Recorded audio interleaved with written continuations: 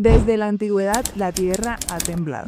Y con cada sacudida, los humanos han buscado respuestas. Pero en lugar de placas tectónicas, encontraron dioses, monstruos y castigos divinos. Los terremotos no eran meros movimientos de la corteza terrestre, sino el resultado de la furia de los dioses, de criaturas atrapadas en las entrañas del mundo o de castigos por desafiar el orden sagrado.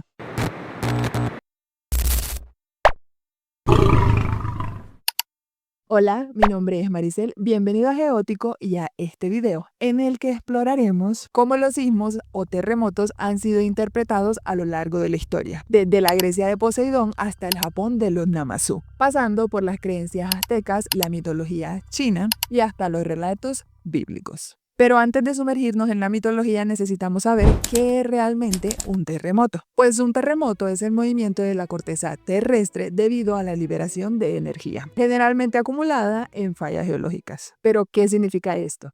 Bueno, imaginemos que la Tierra es como un enorme rompecabezas de piezas gigantes, llamadas placas tectónicas. Estas placas se encuentran en constante movimiento y cuando la fricción entre ellas se acumula hasta superar el límite de resistencia, la energía se libera en forma de ondas sísmicas. Ahí tenemos un terremoto. De forma sencilla, los terremotos pueden ser leves, apenas perceptibles o devastadores, capaces de destruir ciudades enteras. Y no solo ocurren en tierra firme, sino que también en el océano, generando tsunamis. Este fenómeno natural ha causado miedo y fascinación a lo largo de la historia. Y no es sorprendente que en el pasado se les atribuyera a fuerzas sobrenaturales. Existen principalmente tres tipos de terremotos. Los tectónicos son los más comunes y ocurren cuando las placas tectónicas se mueven repentinamente. Los volcánicos se generan debido a la actividad magmática que se da en el interior de la Tierra. Y los inducidos, que pueden ser provocados por actividades humanas, como la extracción de petróleo o la construcción de presas. Pero las civilizaciones antiguas no tenían idea de todo esto, por lo que para ellos estos movimientos debían ser causados por fuerzas divinas o sobrenaturales. Y aquí es donde entra la mitología. Los griegos tenían a Poseidón,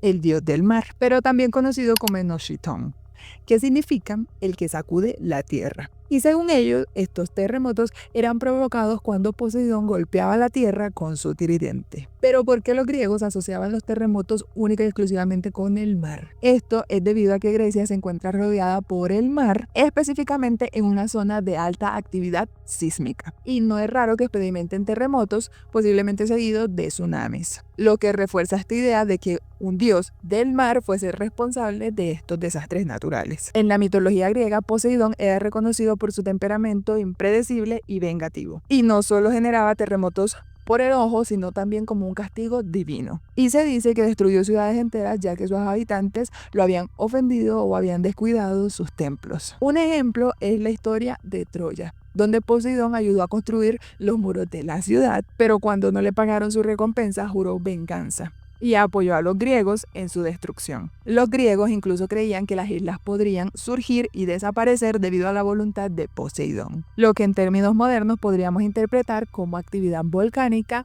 o movimientos tectónicos. En Japón, los terremotos eran culpa de un bagre gigante llamado Namasú, que vivía bajo la tierra. Namasú se encontraba atrapado bajo una roca enorme y custodiado por el dios Kashima. Pero cuando Kashima se descuidaba, Namasú se movía y causaba terremotos. Este mito de Namasú se volvió tan popular que tras el terremoto de Edo en 1855 aparecieron ilustraciones conocidas como Namasú-e, que representaban al bagre causando este desastre. Pero lo cierto es que Japón, al encontrarse ubicado en el cinturón de fuego del Pacífico, ha sufrido terremotos catastróficos a lo largo de su historia. Esto influyó tanto en su mitología como en la cultura sísmica, que con el tiempo evolucionó hacia métodos de detección y prevención avanzados. Los aztecas, como muchas civilizaciones antiguas, veían los terremotos no como simples eventos naturales, sino como manifestaciones del poder divino. En su cosmovisión, el universo pasaba por diferentes eras o soles, cada una de las cuales terminaba con una gran catástrofe. Según los códigos y la tradición oral, nosotros nos encontramos viviendo en la era del quinto sol, la cual, de acuerdo a sus creencias, terminaría con grandes terremotos que devastarían el mundo. El dios Tepeyolot, cuyo nombre significa corazón del monte, se encontraba relacionado con los ecos de la tierra, los jaguares y sobre todo con los terremotos. Se le representaba como un jaguar rugiente en lo profundo de las montañas y se creía que su furia era la que provocaba estos temblores. En algunas representaciones, Tepeyolot es una manifestación de Tezcatlipoca, una de sus deidades más importantes y poderosas. En la mitología china, los dragones no solo eran criaturas majestuosas y poderosas, sino que también se encontraban profundamente ligados a los fenómenos naturales, incluyendo los terremotos. A diferencia de las culturas occidentales, donde los dragones suelen representar peligro y caos, en China eran símbolos de poder, sabiduría y equilibrio. Sin embargo, algunos dragones tenían la capacidad de alterar la armonía del mundo, provocando terremotos cuando se agitaban o enfurecían. Uno de los mitos más conocidos es el del dragón sísmico, una enorme criatura que vivía en lo más profundo de la tierra. Se creía que cuando este dragón se retorcía en su cueva subterránea o se movía bruscamente, la tierra temblaba. En algunos relatos, los terremotos ocurrían cuando los dragones peleaban entre sí en el subsuelo o cuando uno de ellos intentaba escapar hacia la superficie. Esta visión reflejaba una idea intuitiva sobre la conexión entre los movimientos del suelo y fuerzas ocultas bajo la tierra. La influencia de los dragones en la cultura china fue tan grande que incluso se reflejó en la ciencia temprana. En el año 132 después de Cristo, el científico Zhang Heng diseñó el primer sismógrafo conocido, inspirado en la creencia de que los dragones eran los responsables de los terremotos. Su invento consistía en una vasija de bronce con 8 cabezas de dragón. Cada una sostenía una bola en la boca. Y cuando un terremoto sacudía la tierra, una de las bolas caía en la boca de un sapo de bronce colocado debajo, indicando la dirección de donde provenía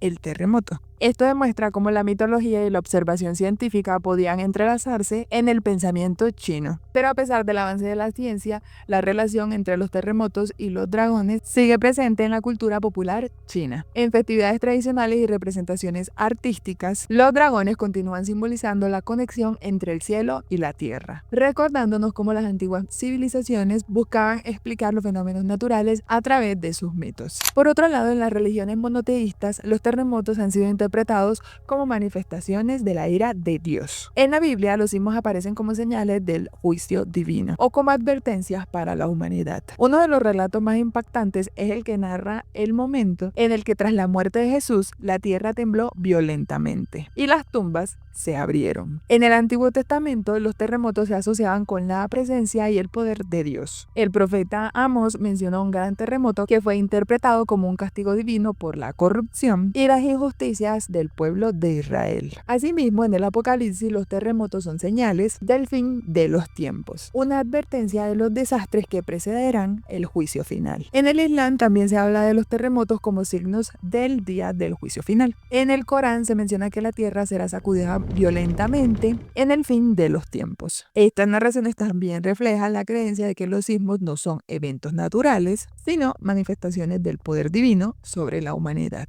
Pero a medida que avanzó el conocimiento humano, las explicaciones mitológicas fueron reemplazadas por la ciencia. Durante siglos, la humanidad pasó de ver los terremotos como actos de los dioses a estudiarlos mediante observaciones geológicas. Uno de los primeros en desafiar estas explicaciones sobrenaturales fue el filósofo griego Anaxímenes, quien sugirió que los terremotos se debían al colapso de cavidades subterráneas. No hace mucho, en el siglo XIX, con el desarrollo de la teoría de la tectónica de placas, se demostró que los sismos ocurren por el movimiento de la corteza terrestre. Y hoy, gracias a la sismología moderna, podemos predecir patrones sísmicos y construir infraestructura resistente. Sin embargo, en muchas culturas estas creencias ancestrales siguen vigentes, recordándonos ese vínculo entre la mitología y nuestra historia.